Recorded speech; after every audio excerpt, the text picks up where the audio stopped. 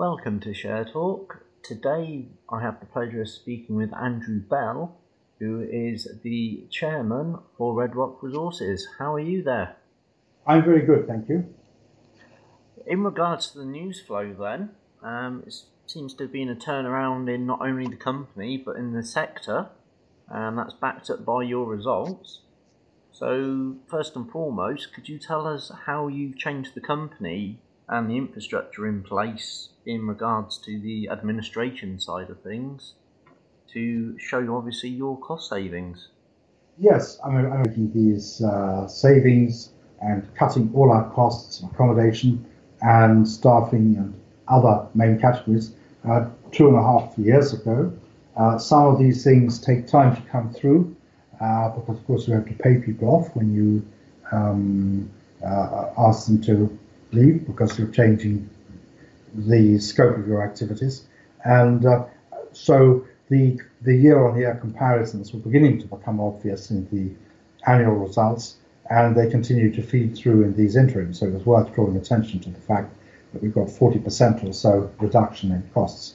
And we aim to keep a low level of costs because that gives us the strategic flexibility to decide what to do next and to wait where it's appropriate to wait and act when it's appropriate to act.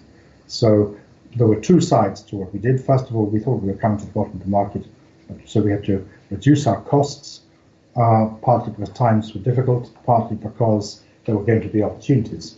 And secondly, we had to just be patient and wait for the recovery in some of those assets.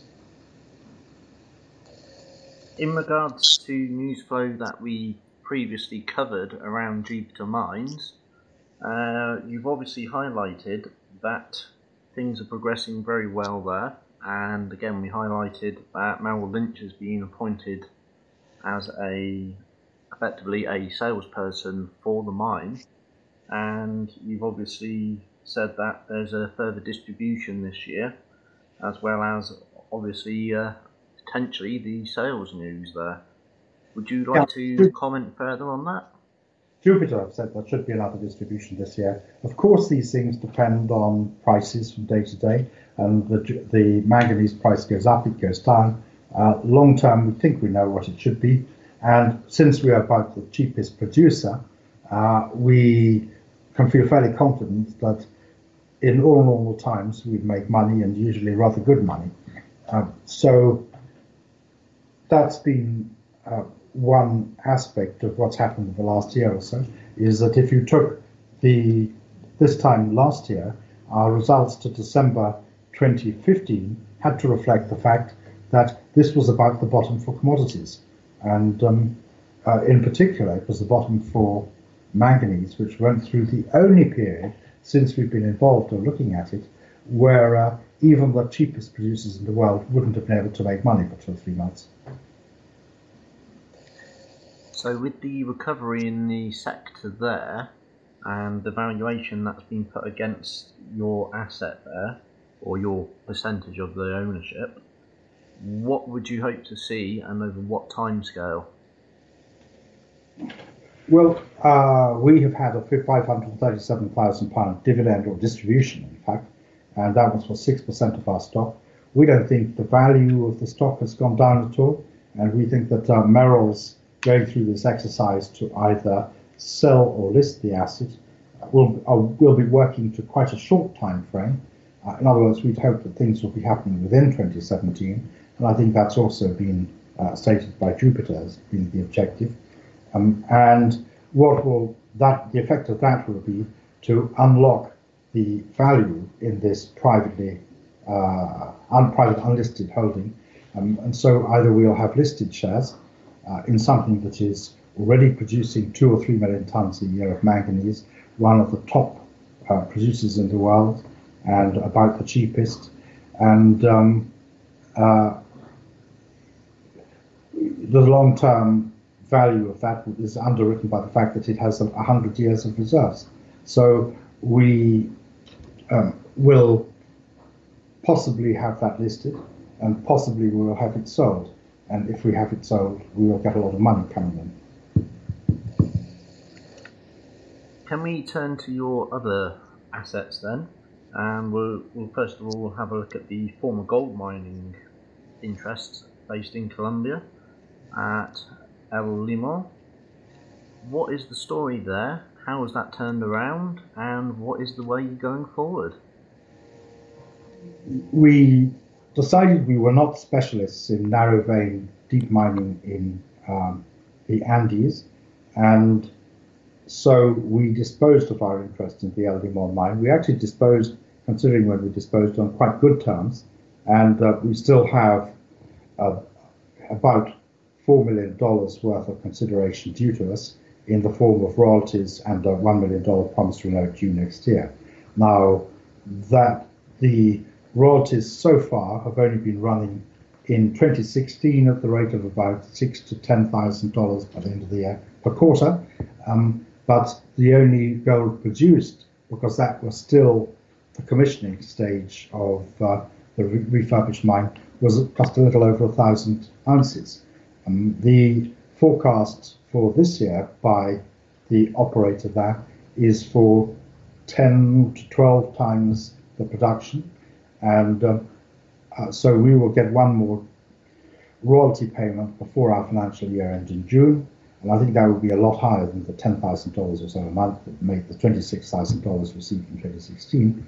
And we'll also get a $50,000 interest payment of the promissory note. But if you look at next year, starting in July, we should be getting fairly consistently royalties that will be really substantial.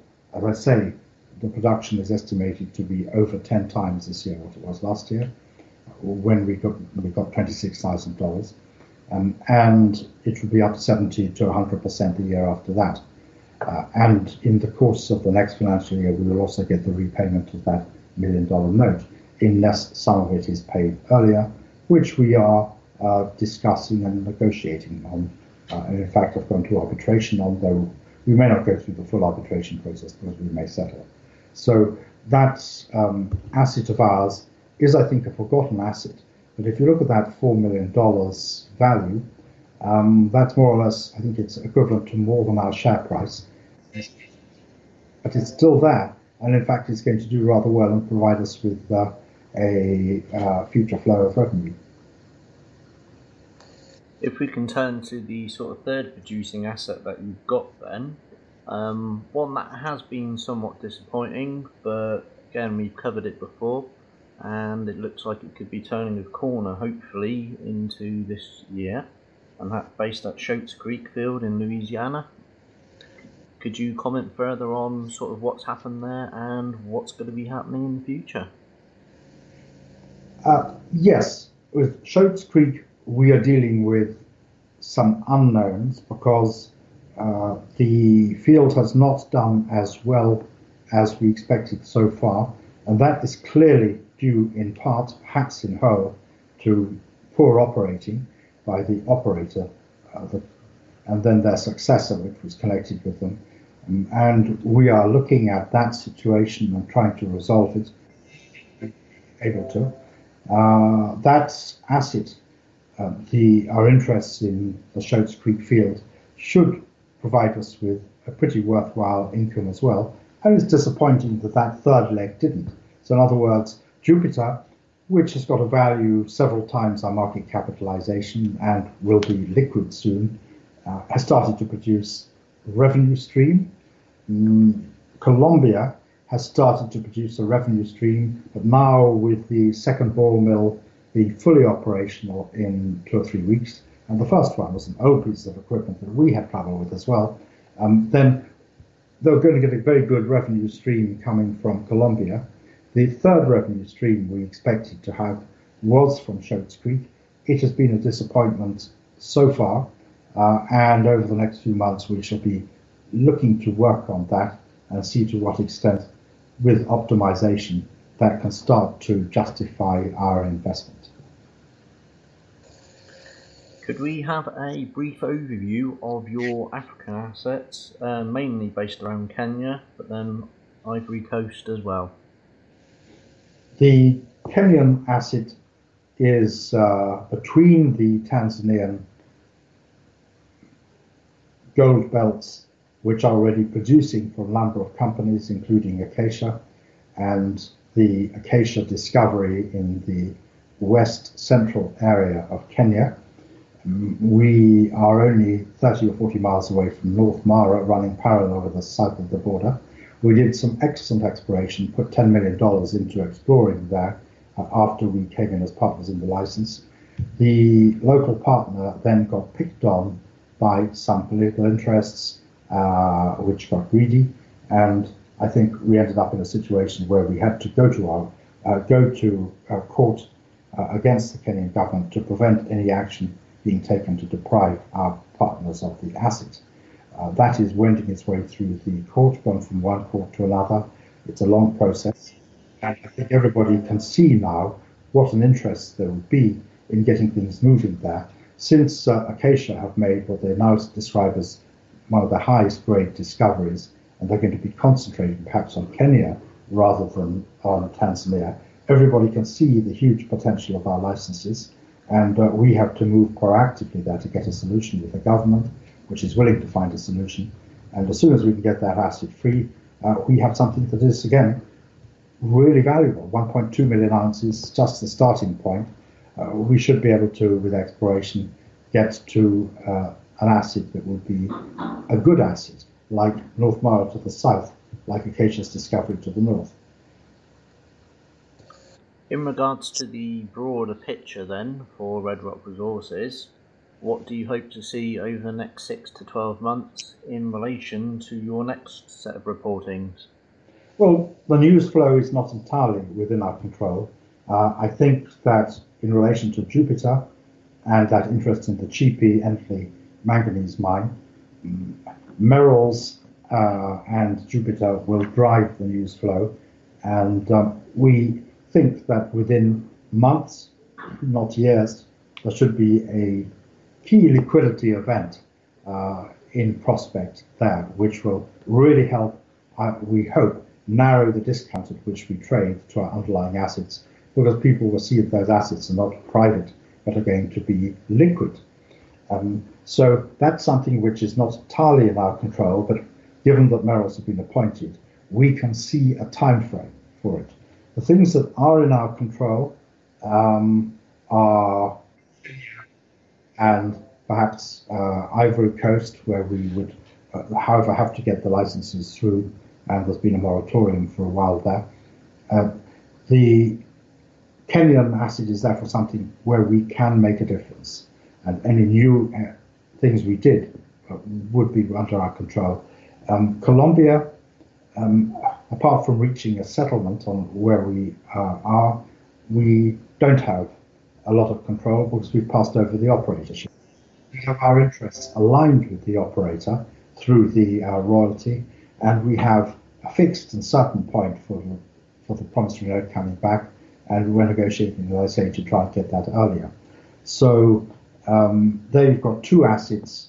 You've got Colombia and you've got Jupiter, where other people are driving the processes, but where there is very strong motivation to move quickly. And you've got a couple of assets, one of which is Kenya, and the other which is Shoats Creek, where I think we have to drive the process. But each of these four assets, and that's what's so incredible, is potentially worth many times our share price. And I particularly Jupiter, evidently, many times, and Kenya, potentially, many times. But the other two assets, too, look as if they ought to be have a value greater than our market value. So if we work on these things that we already own, then we will be using our time well. Thank you for that, Andrew. Is there anything further that you would like to add?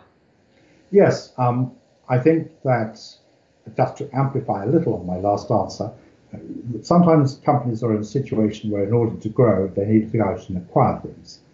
In our case at the moment, going out and acquiring things might not be very smart, because how could we get a better internal rate of return than the likely return from unlocking that maybe 70% plus discount on our highest quality asset, Jupiter, where a listing or a sale is likely to take place soon.